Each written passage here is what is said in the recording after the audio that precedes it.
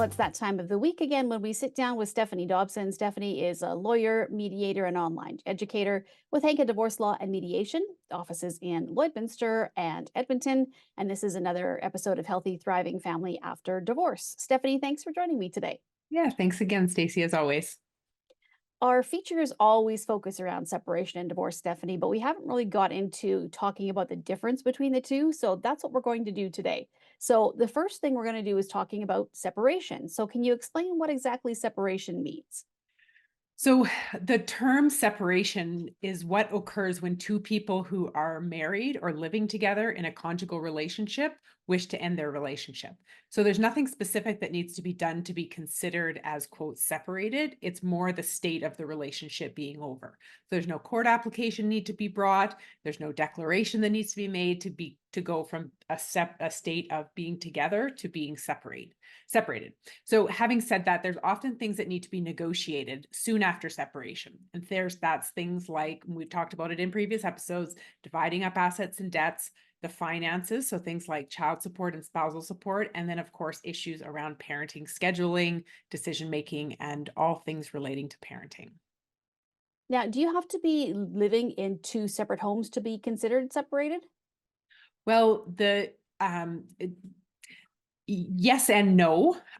So when it comes to CRA, they want to see two separate addresses to consider yourselves as separated. That's the first cutoff kind of threshold. That's arguable, and certainly you can push back on that if someone's living in a camper, for example. But from CRA's point of view, that's what they'd like to see.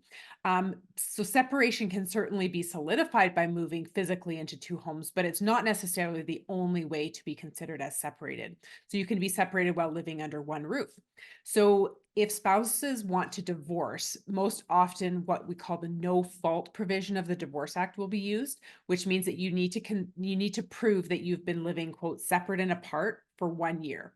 So how do you prove that type of thing? I've got a whole list here of ways that you can prove that. So I'll give you some examples to our Sure. viewers.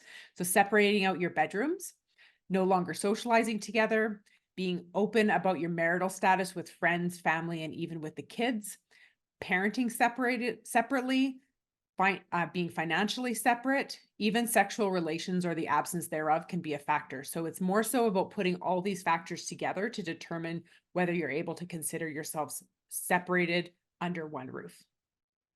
Okay, well, now let's turn to the divorce side of things, Stephanie. So, how is that different from separation? Well, divorce is the capital D divorce is the legal act of no longer being married spouses. So there's three steps to finalizing that divorce. So the first step is actually filing the claim for divorce in court. The second step is actually having a divorce judgment granted, which involves filing some paperwork with the court and signing off on some things for the court's purposes. So it doesn't necessarily, I want to distinguish that for our viewers, it doesn't necessarily involve physically attending court. There may need to be a reason to go to court if spouses need a judge to decide something for them if they can't decide it on their own. But if you've negotiated everything outside of the courtroom, we're using processes that we use in our office, like collaborative divorce, mediation, or even settlement-based divorce, then you don't even have to go to court. You just have to submit things to court. And then the third step is the divorce certificate. So that's issued 31 days after the divorce judgment takes effect. And that causes you to no longer be, quote, spouses on an official basis. So, how do couples know, Stephanie, if they want to separate or if they want to divorce? So I always encourage spouses to worry first about the separation and then move to the divorce when it's time for that. There's reasons why a person may want to file court paperwork.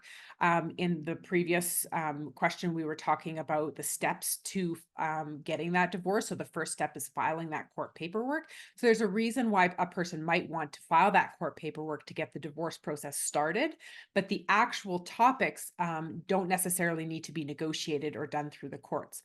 So in order to grant an actual divorce, that's where you are no longer legally married. The court will need to know the arrangements you've made with your spouse for the kids, for the finances, and for the property division. So I always recommend to families to first focus on the substance of the issues to be resolved.